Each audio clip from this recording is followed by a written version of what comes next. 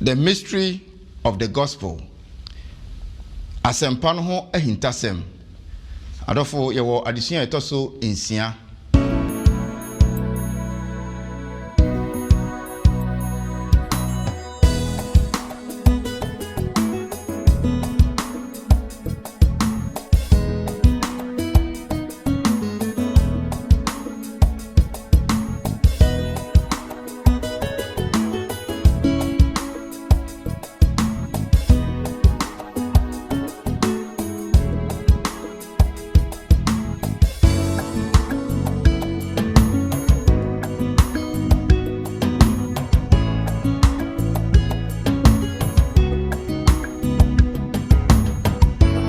From near here can say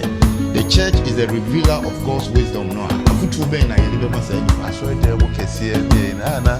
yesu se na tete no so hia tete no na sa akonya ne ni ho na kan se bia ye kan ya ye hu de be bia de kan sisi New Testament ne ba ka so mo mre ne entro meti ko to zade esre kan sema e hyenyamye no yo adofo ewo Yesu Kristo mu enam ojefo no emoja ne nadom no so achia ye nyina ye ho na igidi se baabi obi a etie yen afire no ne ho ye de nchia ema adofo ewo wiase afa na nyina mutie yen mo comments ene mo nkranhye ensem a mo de ba nyina nyame adom nti yete na ye nam so ye nsiesie ewo ho eboa se ne ebe ya nyame asem no ebekọ ama ye nyina ene yesua de ni bia yedru ade a edusua a etoso ensia obroni say the mystery of the gospel ana say echiremu a o say asempa no ho ahintasem na ene nyame aye yadom ye ne adofo ahia yebebe pese onyankopon asem no mu na se muhu siti ane matena mu ya ekire say nsesan ye kakraba na eni se yinua Bismarck da ya utena mu maye no bibi nti wantimi ameka yensa nti ene munua Hansen Asamwa midi dwumadie yi eho chiame na enkosi se yinua Bismarck obeba efri ne nwuma hodo no mu no menemo na ebedi dwuma yi kakra na ene nyame aye adom se mehwe mensa nifani oteheye ya ya nkasa yesofo London Ghana sofo Penny Pastor Jojo Bonnie ena ewo han osofo imwakwaba dase se wabeka ye ho da etunsa fro na doso ti ene ye ni age se waba afi yetutra na yekọ ne otoa ne so no nso a yewo yenua kwadwo densi amankwa ewo ha Rokojo imwakwaba yenua dase ya kwadwo nso na se mu se bibia ene no ne ye adesua no nyame onhyirawo afi yekọ a na kukudam ha osofo Jafet obese amankwa ne toaso no osofo imwakwaba osofo nso mu amota ne yehwe no mu se yene no a ne diguma no enti onyame adom mu odi mpanifo ya beka yensa ye nyina ya beka bom na ya pepe onyankopon asem mu ansa na no obo ade no se ye de ho hye ne nsa na kronkron no ebeka ye ho enti ebesre osofo Jafet na ode adehyan ahye nyame nsa na ya toaso ihoma mompaye enyankopon ne ya genkwa ye da wase amen sa don hwiri akwanya odi amayen se yembesua wasem yesre wo maya kwankyere yo ho adi wadesua mu kyere yen adesua nkwa awie yen ya ye wa hai mayen twemben obebre na obi so obeti na obehwe no so ede ne ho bema o Yesu Kristo yeda wase so eti yen e wa dom nti amen amen osofo nyame enhyira adofo afei moma yenko yadesua no so se ne ya da meka no se eba se ye sua ade a akwanhwefo a ewo mu de yenim se ye frɛ no Sabbath school ana se memida akwanhwefo mpanimfo school adesua na nso se obi etie yan na se wonye memida kwanhweni ana wonye ezi ni a ne yesua no nye bibi foforo bia se eye Bible yesua Bible enu nti fa Bible na woni yen enko embom adofo se yehwa yesua de na besi adesua etoso enum dada na kotei nyina yesua the book of Ephesians efisofo nwoma no near Paul onyame nam ne so atwama Efesofoɔ ɛne ɛho nsɛm a yɛn so yɛbɛtumi aka abɔ mu na yɛn so yɛde abɔ yɛ bra ɛnɛ na adesua ɛtɔ so nsia yi ɔse the mystery of the gospel asɛmpa no ho ahintasɛm a wɔde ne di akyerɛ yɛn na adesua nyinaa sɛ wofa wo Bible no a mesrɛ wo yɛsua de afa the whole chapter 3 no Ephesians chapter 3 na yɛsua ho ade afa nti fa wo Bible no na yɛni akyire nkae bɔsɛm no onua de nsi sɛ wayɛ crowd a wobɛtumi akenkan ɛwɔ twi mu ama yɛn Omientie nyame asɛm no emfiri Efesofoɔ nwoma no etiri miɛnsa kyekyɛmu 20 ne 21 na deɛ otumi yɛma no tra ade nyinaa ma no bro so kyɛ ne deɛ yɛsrɛ anaasɛ yɛsusuo sɛdeɛ tumi a ɛyɛ yɛn mu adwuma no teɛ no ɔno na nimonyam nka no asafo no mu Kristo Yesu mu mfa nkɔbrɛ santen a ɛbɛba no ntoatoasoɔ nyinaa mu amen amen amen ti mame fa brɔfo no ntoaso na emu nsɛm no sɛ kwi no mu yɛ den kakra ɔsɛ now to him who is able to do immeasurably more than all we ask or imagine according to his power that is at work within us. To him be glory in the church and in Christ Jesus throughout all generations forever and ever. Amen. Amen. Amen. Ti asɛm yi yɛbɛkɔ so yɛkɔ no nyinaa no yɛka sɛ yɛsua adesua no afa Ephesians chapter 3 enti ɛbɛba mu na sɛnea mekaeɛ no baabi a yɛsua bɛduroi no yɛhu sɛ Paul aka nsɛm no akyerɛ Efesofoɔ no ɛwɔ chapters 1 and 2 na mmom ahu sɛ nanka amamamufoɔ no ɛnka ho but nyame adom nti ɔnam Yesu so de wɔn abɛka ho na Jewfoɔ no nso wɔn a yɛde maa wɔn nso nka wɔn ampɛ nanso Nyankopɔn nam kwan bi so aka wɔn nyinaa bom nti adesua yɛtwitwa mu no nyinaa no yɛsua hu sɛ onyame nam Yesu so aka ya bom ama yɛayɛ honam baako. We are all one in Christ. Ɛna nnɛ wɔma yɛn sɛ ɛneɛ asɛmpa no ahintasɛm bɛn ɛna ɛwɔ mu a ɔde ɛma yɛn. Na yɛdi nkan no Paul wɔtwerɛ no duru chapter 3 no ɔhyɛ aseɛ pɛ ɛna ɔde ne ho si hɔ sɛ ɔyɛ prisoner. Nti sɛ yɛbɛtumi akenkan kakra Ephesians chapter 3 verses 1 and 2. Omientie nyame asɛm a Efesofoɔ nwoma ntire miɛnsa nkyɛmu baako ne mmienu no yɛnti na me Paul meyɛ Yesu Kristo daduani ma mo amamaamufoɔ sɛ ebi a moate Nyankopɔn adom a monti wɔde adom no no ofie hwɛ adwuma no amen amen. Enti me question is say adenti na Paul obɛfrɛ ne ho Yesu Kristo daduani anaasɛ a prisoner of Christ ne meaning ne saying ɛdeɛ na esie na ɛno de na no pɛ so ka kyerɛ Efesofoɔ no yo opani answer sɛ yɛhwɛ Ephesians adesua a yɛsua a sɛdeɛ wɔ introduce bibia pɛpɛɛpɛ no Paul yɛ nyinaa nim Paul chapter 3 no sɛdeɛ ɔhyɛ aseɛ no sɛdeɛ ɔka no ɔhyɛ aseɛ ɔsɛ me prisoner 3 verse 1 do 3 verse 7 the same Paul no no ase aka sɛ me a minister 3 verse 7 no na Paul the entire Paul ɛhyɛ ase ɔka sɛ ɔyɛ den prisoner no ɛsɛ na Paul no ɔgidi ogi nyame asɛm na sɛ nyame boni bɛka sɛ a new program of say nyame betimi aka Jewfoɔ ɛne deɛ Gentiles ne nyinaa yɛ den abomoma bɛ one body and one church na yɛnkae bibi so sɛ yɛka bibi ɛsɛ Orthodox Jew and Orthodox Jew ɛwɔ Paul mmerɛ no na ɔmo consider ɔmo ho sɛ ɔmo na ɔmo deɛ nyame asɛm ne nya ɔno ne yɛde ma ɔmo at the same time na ɔmo no ɛku Gentiles ɔmo yɛ nkraman who can history na they consider the Gentiles as what as dogs enti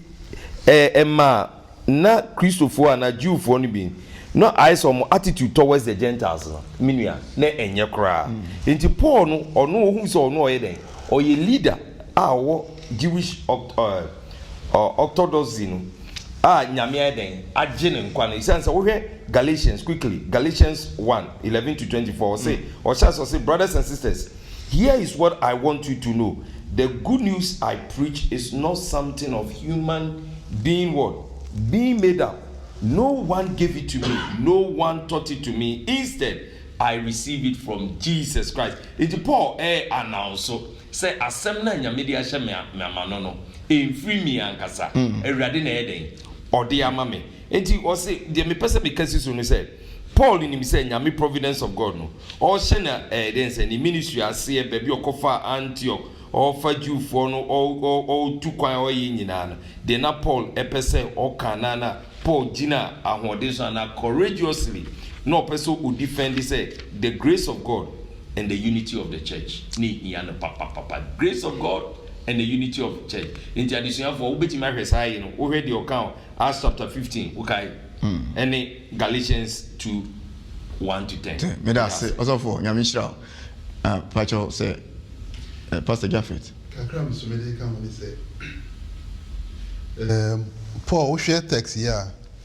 I say wa panchem say. We qualify no say or yeah prisoner of Christ.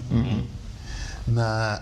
menu mienu nyina ye nim say can say obi a prisoner. Na che say why bone. Nti na yade na kotu ededu afie. Na se Paul gina na ka say me ye prisoner Emma Christo a. Na che say Paul afum Christo na. But we show Sunday to also say, and now more Gentiles in tea. Nature said near Paul, a person at Tias and say, of Ranya, my friend, say, be Gentile for a mamma for no Oceani no, at your Howa Breno. Yes. None also for children say, so what share send a Jew for a mamma for ye. Na Paul so aba say me de amama mufo nti na nyame afrɛ me sɛ me bae ne ho adwuma na nam sɛ adwuma yi nti enne me da efiase a ananse me de duamu a na kyerɛ sɛ ɛyɛ muntia ɛne nti mammo ntin dwin sɛ ebia makoyɛ mfumsuo bi esan sɛ tete ne pa na nka Roman for de ɔmo ni adagye a ye kura prisoner ida se yebekun anase yabo okun for no ya pa adwuma bi amoaye wo ho kan nyina na nya aban no na efa eye wabusuafo but interestingly no who say Paul there ya friend prisoner no kra na asama na efie so team into say no situation is different into no per se Ephesus for ni one a waka nyina wo betie no won ti ase say enye mfumso bi na waye na mum Yesu adwuma efa won amamemfo no nti na wakwa ahokyire mu na no so no one shedding wo mu ayo that so far any who say Ephesus na Roman fo ne di so nti Paul kra na ka obema nti ase abema ka obeka so ye deduani ma Roman fo said the no man say Roman fo na che na je ed or how ni nyina eba ne so and so when ma Paul who say no even though so Roman fo na ache no tell so for kind dwumadi a wo di se nyame anmunyam ti na amana basa nti na dwumadi odi na ne Yesu even though so ye deduani nanso Yesu ho adwuma no ye de o tu ho anamo amana Gentiles ne amamamfo mo hia odin say in fact situation bi obekom bia no I think say they shouldn't focus on say bia Roman na bibisa Roman fo na panni bia na bibisa amana akom ne Yesu Kristo asempa no nti na baide wakosa ho kire ni amen enti me metienia yakan ya ene senia wode maye ya we can parallel that to near Joseph ekan ye no emra ni nuanom koto no se mo de na nka mo pem bone nanso na nyem na mo ye na oyi Onyankopɔn hyehyɛ ye se ode me ba abesiesie kwan amamo enti Paul de ono ehu ne ho se senia kwayu kan na nye Roman for na acheme nka metimi aka say I'm a prisoner of Rome but I'm a prisoner of Christ na emre no nti but me say we say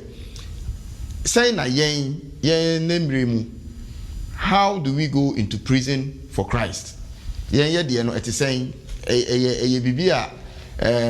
ye twan say obi mefa yen ko prison na we can is there any lesson for us na say yekosa emu enam ahokire no a den na yenyo Emma afoforo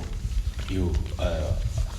the Hansen dear me said your question busa and I said dear na me so me hweme ho a metimi aka say me a prisoner for Christ yes metimi aka say me a prisoner for Christ ewo context say me so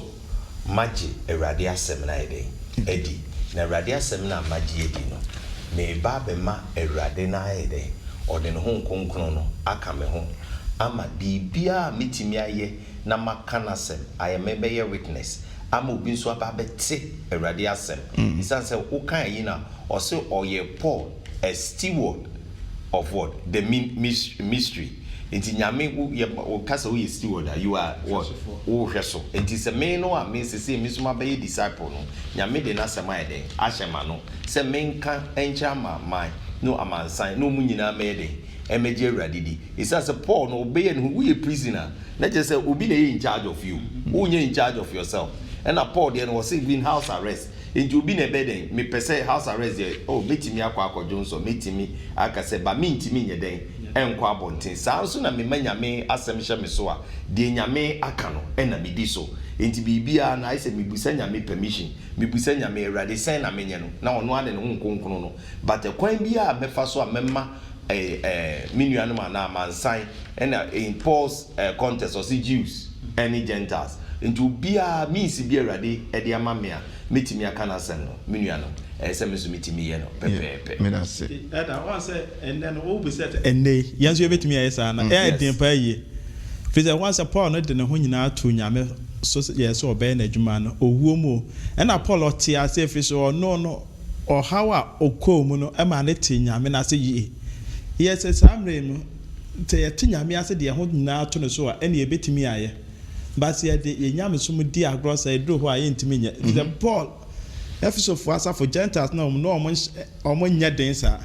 but with the message ne nsɛm a no wɔ de ma ɔmo no ɛna na ɛtumi yɛ de it was encouraging them empowering them sɛ de bɛyɛ ɔmo bɛtumi ayɛ de ɛgyina fam nti yɛn nso ebi a na yɛ mmerɛ bi saa bɛnya gyedifoɔ bi wɔ hɔ na ɔmo hyɛ yɛ deɛ nso yɛ de ɛma yɛ ahoɔden yɛn nso yɛ bɛyɛ de it between the ayɛ a prison anaasɛ ɛduduafo ama Yesu Kristo. Midase. And before so for bɛbɛ mu Jafet bɛbɛ mu ɛmi sɛ ɔpɛni de nsi aka biribi a mesumi hu biribi wɔ ha ɛwɔ yɛ lesson study mu ɔsɛ Paul ne yamane commission Paul wohwɛ Paul abrabɔ a ɛkwan nyame fa so frɛ no wo kind the rule of Acts time a yɛ frɛ no ɔkɔ Ananias fie no Paul gye nyame asɛm no ɛto ne ho so sɛ awurade afrɛ me ɛna wayɛ dɛ ɔde n'asɛm ahyɛ ma no nti sɛ yɛ commission wa wo wabɛyɛ Kristoni wo yɛ born again na nyame ayɛ dɛ ade n'asɛm ahyɛ wa no a di nti na wote wa wo nyɛ dɛ onka no asɛm because onya saa passion no there was something passionate about when it comes to gospel no sɛ Paul no ɔnyɛ na no di ɛkwan biara obɛgya ɔbɛyɛ dɛ obɛ broadcast obɛgyina hɔ ɔbɛto nwom ɔte baase mu ɔwɔ train mu ɔnam kwan ho ɔbɛka about the love of Jesus. Amen. Ti adɔfo nea yɛka asi soɔ ne sɛ ɛnɛ yɛagye Kristo adie Kristo ho asɛmpa no nti sɛ yɛyɛ no yie nko ara yɛbɛkɔ ahokyerɛ mu at that point no ma yɛnhwɛ ahokyerɛ no part no na mu yɛnhwɛ sɛ yɛyɛ prisoners of the gospel ɛyɛ asɛmpa no ho dedua mu na yɛwɔ nanso sɛnea akyire bi Peter kaeɛ no ɔsɛ ma yɛmfa yɛn abrabofini no ɛnkoto nsɔhwɛ mu James nso kan bi na yɛde abɛhyɛ nyame sɛ wohwehwɛ mu paa na wakɔ ahokyerɛ mu na ɛnyɛ nkɔnkɔnsa a wokɔdi yɛ na yɛ nyame asɛm no ho deɛ a ɔsɛ count it all joy ɛno ho asɛm ne yɛka no afei yɛkɔ yɛ anim a Efisofoɔ ti mmiɛnsa no in fact ɛyɛ nsɛm a ɛmu akyɛ mmienu sɛ wokan first part no a ɔka Paul no ankasa ɛne kwan a ɔde asafo no esi hɔ ɛne nneɛma sɛ yɛhwɛ verses chapter 3 1 to 6 no a mini a wobɛtumi akenkan ne ntɛntɛm na afei yɛbisa one deɛ ne yɛakɔ yɛnim okay mo bi ntɛ nyame asɛm no Efeso 3 miɛnsa nkyɛ mu baako kɔpem sia no yɛntimi Paul meyɛ Kristo Yesu deduani mamo amanaman mufoɔ sɛ bi a moate Nyankopɔn adom a mo nti wɔde adom mo no ofiehwɛ adwuma no sɛ ɔnam adi Yesu ma mehunu ahuntasɛm no sɛdeɛ matwerɛ no dia mu dada no a ɛno na sɛ mo kenkan a mo bɛtumi de ahunu Kristo ahuntasɛm no ho ntiaseɛ a awo ntoatoaso bi mu wama nipa ɛma ahunu sɛdeɛ wayi adi nansa yi akyerɛ n'asomafoɔ ne adiyifoɔ kronkron honhom mu sɛ amaamaamofoɔ nso nam asɛmpa no so yɛ yɔnko adidifoɔ ne nipadua korɔ no ara ne bɔhyɛ no ho fafa bi Kristo Yesu mu. Amen. Amen. Amen. Nsɛm a Paul ɛka wɔ ha yi tiawa mu no asɛm bɛn na ɔka ɛfa asɛmpa no ho dwuma bɛn na asɛmpa no Paul sɛ ɛtumi di ɛma nyamema anaasɛ ne nkurɔfoɔ a wɔafrɛ mu. Yo MSS yɛbɛte ase a Paul de ɛkeka nneɛma bɛyɛ enum bi ɛwɔ de ayɛka yi mu mɛfɛ mu mmiɛnsa kɛkɛ na menim sɛ me nuanom aka nso bɛfa de aka dedi kan Paul ma yɛte aseɛ sɛ asɛm yi a okay ɛde kɔma Efesofoɔ but adeɛ baako sɛ ɛtumi te aseɛ sɛ yɛn anansen yɛhyia ɛwɔ asɔredan mu kɛseɛ ne yɛn na yɛsusu sɛ saa nana tete no so wɔhyia tete no na saa akwanya no ni hɔ wɔhyia wɔ mfiefie nti I just look at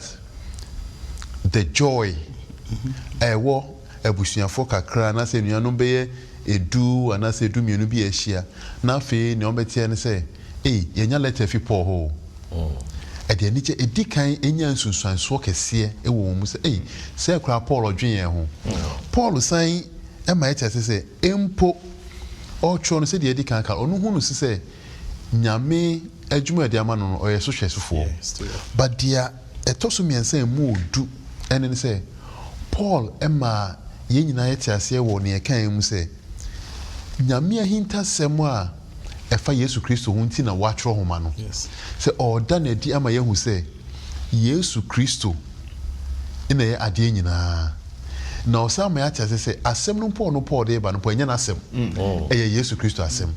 nti sɛ wobisa sɛ nsunsuansoɔ bɛ na nka asɛm yi bɛnya ɛwɔ adɔfo yi so anaasɛ yɛn so a na sɛ yɛte aseɛ sɛ ensɛm a yɛkan efi twerɛsɛm mu ɛne titiw ne yɛkan wɔ Efesofoɔ mu efi Kristo hɔ deɛ a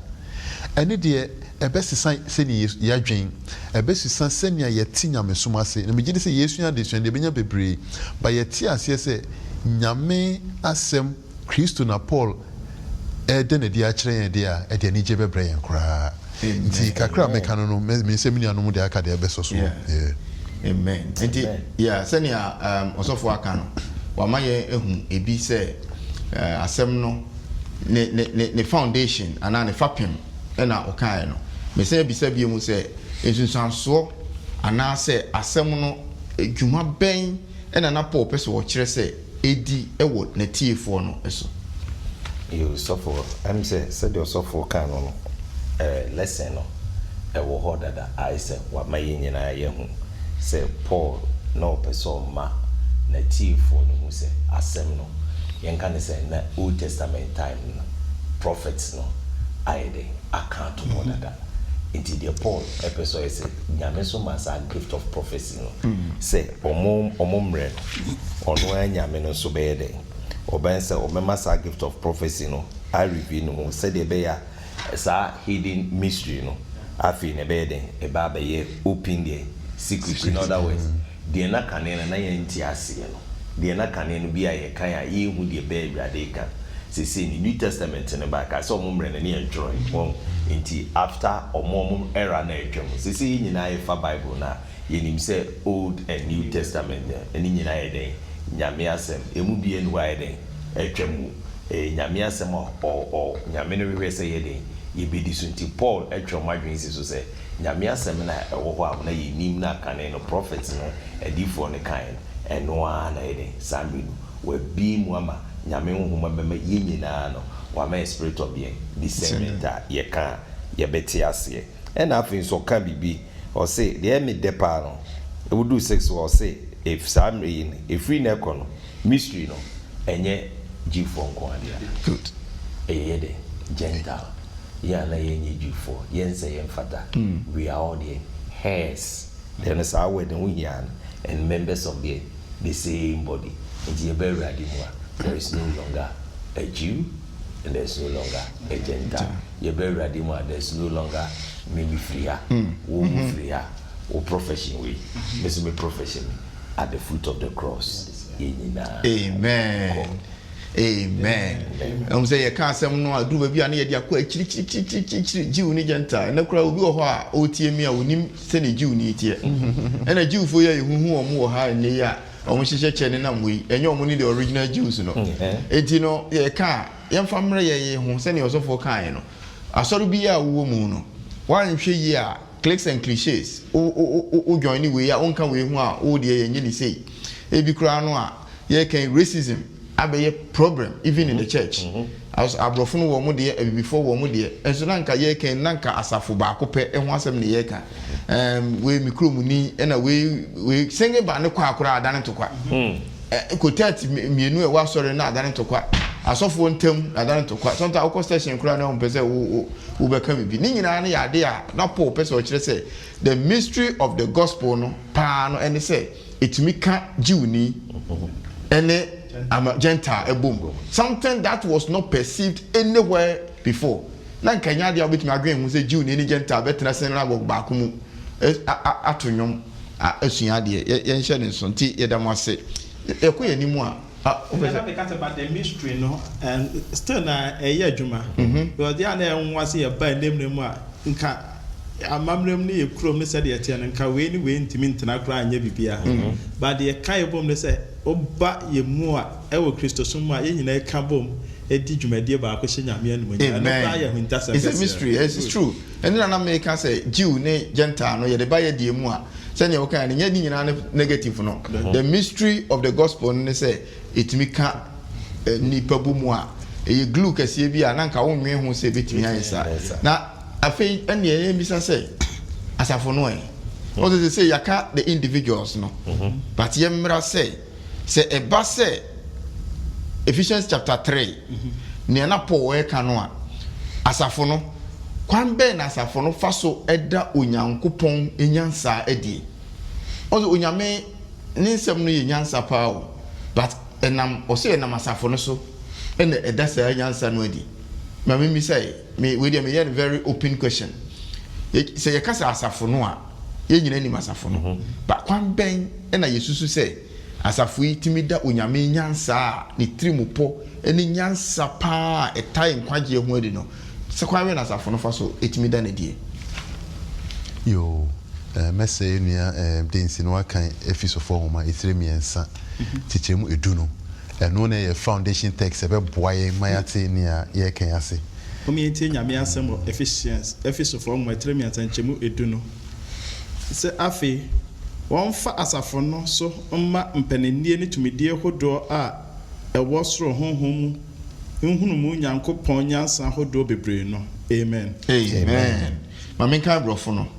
was it to the intent that now unto the principalities and powers in heavenly places might be known by the church the manifold wisdom of God. Amen. Yo asumwe bisa na nika na ede you see say Misha Semfia sanka yen ya yewo Kristo mu sanka yete nyameti mu po a odina safusi ho a anka be blow your mind na sebio anka yen tutu ye ho ase isan say nyame de tumi pa na hye na safo e de hye na safo mu na that tumi na nyame de hye na safo mu no enam Kristo so ya establishing no earlier that it said that it's a Kristo na the foundation of the church there, which means that asafo no has power, unlimited power. See the issue last week say all power is in Jesus. No? Yes. But this is the beautiful thing nyame aye through the church. And no near can say the fact that God is able to unify Jews and Gentiles together. Say when you now wonya akoma baako butaye baako na saa butaye ne say wo kobiase akoka Yesu akire no. Yes, so amazing. And that is what Paul means by say nyame nam nasafo so reveal the manifold wisdom of God. The wisdom of God ne say bebia nipa nsusu say enka bomu beba bebia nipa ensusu say nipa bi bitumi atena abomu bibia nipa bi nso se nipa bi ko betumi asusu and reason together no ɛhɔ na Nyankopɔn akofa no did the message of Jesus Christ and also so no to the Greeks it is this foolishness and to the Romans it's not acceptable, and even to some of the Jews it is shame. But Nyankopɔn afa Jew for prayer bi so asafa amamamufo ya so say momfa Yesu ɛho asɛm a ɛde nkwagye ba no ɛnko wiase afa na nyinaa dodo ɛbɛgye de no wɔso anya nkwa. This is just beautiful. Amen. Just to conclude, that power nasi. Yes. Those who live that can understand. Sebio in a Ghanaian culture, no say a culture, be culture be any issue. Now suddenly you see them say they are unified together. In its very miniature, smaller form. Yes. Amen. And Ephesians chapter 3 verse 8. Paul shall say many Japan. But see, I many hotel in Akuma. Not what they adomia. Was a Paul, I bunaba or address on Christian. But say, I'm hotel for or name Akuma. Just say, oh, a Christian here, oh, man, also, sir. Said Paul, children. Not me, no beer to me, but no beer to me, Juma. Enka enye Kristo mu anka ebi obi ohakra enka enya obi kan say nka nya size no enye Kristo mu a ebi anka obi oho a position bi owo de bi owo adwum anim de bi a wanya no nka ebi a wontimi nya de entimi to opanyi bi o kan attack I think me am here bob no rank kameda timi no wadi ankomo kameda timi no wato nsa didi wo ho enti port de e basafo no mu a ye mu bi wo ho a nka ebi anka obi che wa anka wontimi enko nanim e wo wiase tibiam. Nanso oba Kristo mo kan nyina bom ye nyina timi ye de edi dwumadi bom ton sade esre kan nsem a ehye nyame anu no yade ehu kura ye se eda nyame ase e wo ho wo Kristo. Amen. It is obi e ka se asafu yi de nkonkonsa wom me ba asori kura se ne obi ka me ho asem me de asori no me hu se asori de se sei de asafo no peso obetinam like nani kura anyimu a from near ye can say the church is a revealer of God's wisdom. No, afutu ben na yede be ma say nipa no say near ye can dey nanka ye hwehwe something nka ye very me can say spirit filled ka obi nka obi ho asem ka concern ni ho ka kayo ni ho nka no ma bi ni ho but ye hunu wasafo no nanso so obi gina no so e ka asafo no ho ensem bi e ma no atwe ne ho afiri asafo no ho a afutu ben na emfa Paul so emfa ma say ni pay yo me de nka meka se obi kan sa asafo no say ni say de wa ka no na mo man kai say ye kan o say nyame ye den word na say o say manifold the wisdom so for Japhet e kan no we breaking it down the idea of I say many color nyame e God of them variety or you see variegated word no but the fe wo nyame wo nyansa ana owo hihye about his great plan of salvation my remfi kokonsan awudio akeka e wasori ni kai e wasori bi mu de faba every day but nyame plan of salvation and society ni wisdom ni nyansa wa to order that eyi ba kwa na wo kan scripture na wo hwe o call region now head the na Paul person chair or o kind baby o ma o tia saving Colossians no say above also they watch in spectacle said the nipa nyame plan of salvation is unfolding here until you say boni adults boni e wo nyame asol and so may remfi say God is still in charge. It is a boni ko concern ye na so be no perfect nyame plan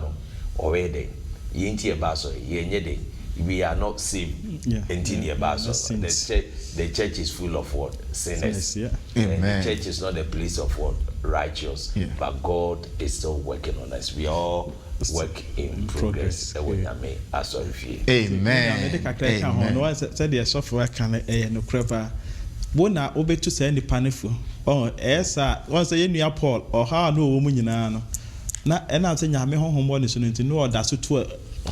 a Christopher na Gentiles no amamamfo nka na wo prisoner ka bia nka ano ba dum kan timi nyafe Into what's our course to be a natural be can be such our dension abeshano or empower that person said they're not Paul or show more than said the band and the band who's no say I saw no in there at train for and who yas about a abanu airfore a here the Yami and Madomoha Tini Abano. Amen. It's in a say a TRC side of four and penny for king Nintia saying and say as a phono enfeebled how as we may say it, you know. Unyaminya nsa bi odi me wiase won nkwaje won odi na masafo ne so na eba yes ti se ne obehunu bia no mententena fie nka se kwankwansafo ne we ne waso anu makeka me ho nsem ne ye say da bi the individuals in the benya ye flaws but nyansa bi unyame pese odi ye adwuma fa ye nkwaje ye ho no odi na masafo no so na eba enti mesre se moma ye nte no ase afei Paul bo mpaye bi ema efisofo no ne mpaye bo no sani ye nyina ye ka no in fact the faith of Paul didn't say ye beti ase because sani when you dey see eliwie and say me na me dey prison ya nka me Bible line no very different it Ephesians chapter 3 14 to 19 quickly omi enti me asem no Bible no ye enti na me de me nkotodwe me ko ofri ni mu frɛ abusua biara ɛwɔ osoro ne asase so se onfri na nimo nyama hunya mu ma monfa ne honhom so enya tumi mu ahoden emu nipa numu na ma Kristo mfa gidie so entena mu akoma na magye odo mu enhini atimu na mo ne ahotefo nyina enya tre ne tenten ne krone emu do na mahunu Kristo do a etra nhrumu no na nyankopon maye nyina ayemum ma awie amen. Because for this cause I bow my knees unto the Father of our Lord Jesus Christ, of whom the whole family in heaven and earth is named, that he would grant you according to the riches of his glory to be strengthened with might by his Spirit in the inner man, that Christ may dwell in your hearts by faith, that ye being rooted and grounded in love may be able to comprehend with all saints what is the breadth and length and depth and height, and to know the love of Christ which pass knowledge, that ye might be filled with all the fullness of God. Amen. Amen. Eti sima emu no sima mpaibo apo bo ye be summarize ne saying na senka yen na yegina ho enne na nka Paul ebo mpaye we amaye ya anka saying na ugiri se what power na nka ugiri se mpaye we say ye tap into it ya odi be maye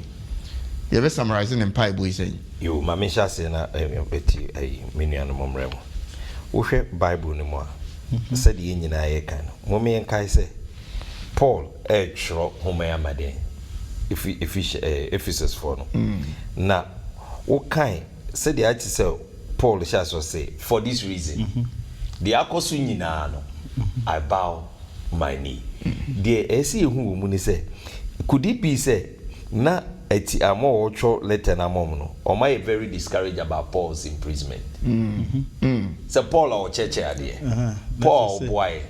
Paul preaching say Paul ne dey efiasi o Paul even in his you can say the condition ni situation no mommy enkai say ne o emperor o emperor worship no no mo tai call manimu a o mokoto no mo bow. But Paul episode chere say baby a medru no menuanom emamu so emumu no obompaye emao na empire no obon for this reason may I bow me koto amerade Kristo na said the Paul use outside the 20 no I say o shira wom utie empire boy doxology ye boy ye sorry ye benediction those the way obo empire no say able to exceedingly above all things you think. Any other words, Paul can say, and there's no one, no a power that is bigger than the power of God. Amen. Now who is exceedingly, abundantly, who you should be exceeding, more than exceeding. More than abundant. It is a way the Paul can offer according to what? Ni tumie ene ne ye no. To him the glory, the honor. Into Paul assigned aseda ayeye ne mpaebo no o yi nyame aye o derade ase o kire mu se de si nyina no mo miemfa yeye aseda. Amen. Emerade. Amen. It was so ko tina biam na ebom se eden any way out. O feel say your world has come to an end. Mo man kai Paul and Bible say me so I take a knee me koto me recognize it obo ade na madanase na yinaye ama me so me de me kra eni age say radical me no weapon the old become me bia enti me nka me. Amen. Aha Paul is Christo anemu wa ho. What said the Paul ye wa han Christo ne timi ye bi. Yes. Emra wo ko ha ni nyina no o kire say jafa free won. No onim de hoye no obom paye ma na tamfo no enti aha no Paul so gina ma bom paye hye agidifo ne den say impossible to be a wakoma ma o maboto no ono omoto na wo yeso wudi na chi a waboto say Christian so ye di na chi no owe nu asore na den ne so yesi nya ya wura ho a te say de eni da so no enti Paul no was aka from say o fa Christo gidie so entina say and was am say Christo sa anya de am sa odo ne bi. Amen. Edru bre ti say ya ade nim say Paul na abrabo no ba bi oda ne ho nya ne kura no ye me no mienu ya was a situation no say the American enti ebetimi ayesa na ye ntimi nya Paul enam sem isu 2 yearfo say ye mu pi ho a e bi akọ ha mu mpo a ahoɔden abetimi agina ede aye adwuma no etimi gye okra bi nkwa so okra bi den ho. Amen. Pastor Jafet me pese odi we ewie maye say wo hwɛ mpaebɔ no a Paul boy na in fact ebetimi dia compare chapter 1 chapter 1 no so obompaye from verse 16 to 19 no almost the same thing me bompaye ma mo say mo betimi adi wiem atumfo a ɛwɔ osoro hɔ nom no ɛho na odi we beto aso yi pese me bisa say wo hwɛ chapter 3 no so verses 20 and 21 no obeni pacho be kan ama na pastor Jafet famwie ma yen say chapter 3 20 and 21 no said enkai but yema na de otumi yema no tra ade nyina ma no bro so chane de yesre anase yesusu said de etumi a yen mu adwuma ne te no ono na nwanyam nka no asafo no mu Yesu Kristo mu mfa nkɔbrɛ santen a ɛbɛba no ntoatoa so nyinaa mu. Amen. Amen. Kwambe na Paul fa so eyi Yesu animonyam adi ɛwɔ asafo no. Yɛkɔ verse 19 ɛboa yɛn because verse 19 lay foundation no bra Paul ɛka sɛ ɔsɛ sɛ Nyankopɔn boa ne yɛnte the breadth, the length, the height and the depth of nyame do a wo mayen na chese na Paul ka say o nyame do wo mayen no obi antumi susu so ka say wo measure by height untumi by breadth untumi by depth untumi anu nti no se saade a se sa nyame no do saade a ene na Paul say in verse 20 ti ase say sa nyame we no otumi ya ade nyina abradwe nyina so enu nti no se wo arehyimu se Nyankopɔn ntumi ya ade nyina de a ende enu nyamo nka ne din. Amen. Ayeyin nka ne din. Amen. Entuntun nka ne din. Amen. Ekire gidie ne ahotoso a Paul pese ye Kristofo ye wo nyame mu esan say ye kan ya kan say Paul no the prison no be other prison na all ka say onyame tumi ade nyina ye onyame tumi ye mane broso onyame tumi ye exceedingly abundantly beyond what we can even think of. Na one ti say Paul so kra kan say we nyina echi nyame be yimi afi prison no but o kan we nyina echi no say nyame tumi ye we nyina enti no ye fa sida ma Yesu. Amen. Enu nti na che say ye nso no o say eti ase say si ya fe nyame pa dia ma ye gidi e wo nyame mu no ewie peye. Yes. Enti ase enti esanse nyame tumi ade nyina ye me ma dwen mu dia me susu Nyankopɔn o so tumi ye no ɛnyɛ saa na ebia Nyankopɔn saa kwan na ɔpɛ sɛ ɔfa so ba sɛ mete aseɛ sɛ Nyame tumi adeɛ nyinaa yɛ de a na ne sɛ me Kristoni a me wɔ Nyankopɔn asafo mu no mɛbrɛ me ho ase ama Nyankopɔn na ma Nyankopɔn lead ne church and as a church so no yesu yɛbɛ demonstrate ɛwɔ yɛn ka bom ani sɛ deɛ yɛkasa ne sɛ deɛ yɛ nneɛma no na yɛnhwɛ so abɔnten na foforɔ so ahu sɛ wo a wonni asafo no ahu sɛ sɛ Nyame yi a asafo yi ka no ho asɛm no yesu yɛ deɛ ho bɛdɔm na ɛbɛyɛ nhyira ma amen adɔfo no yɛda mu nyinaa ase ɛne mpanimfoɔ yi ase sɛ moaboa ama adesua yi akɔ so adesua ɛtɔ so nsia no na yɛde wieɛ no yɛnka abɔsɛm no ɛho hia paa nti the mystery of the gospel asɛmpa no ho ahintasɛm no ɛna yɛde asi no na wɔtwe a yɛbɛsan asi mu no yɛbɛhwɛ the unified body of Christ adesua a ɛtɔ so nson nti ma ɛnyɛ ohun firim na yɛntumi nsua hyɛ Nyame animonyam ɛne yɛde adesrɛ ɛne mpaebɔ ɛbɛto Onyame anim mmerɛ a yɛkɔ no sɔfo Jojo pacho bompae na fa pon adesua yo erade yɛbɛkɔ so adawase ayiwaye akamfo yɛdawase sɛ wama yɛtimi ɛhu ɛkwan a wofa Paul so no no so brɛ no ho ase no utimi yusu no ɛma utimi de nkabom ɛba between Gentiles and Jews erade yɛsrɛ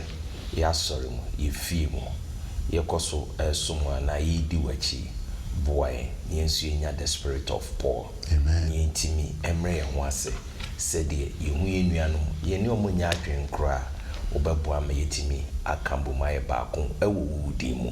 koso kan ho koso bi ya adwem koso ma ho konkon no eni enim we ni esodo ba Yesu Kristo di mu nti amen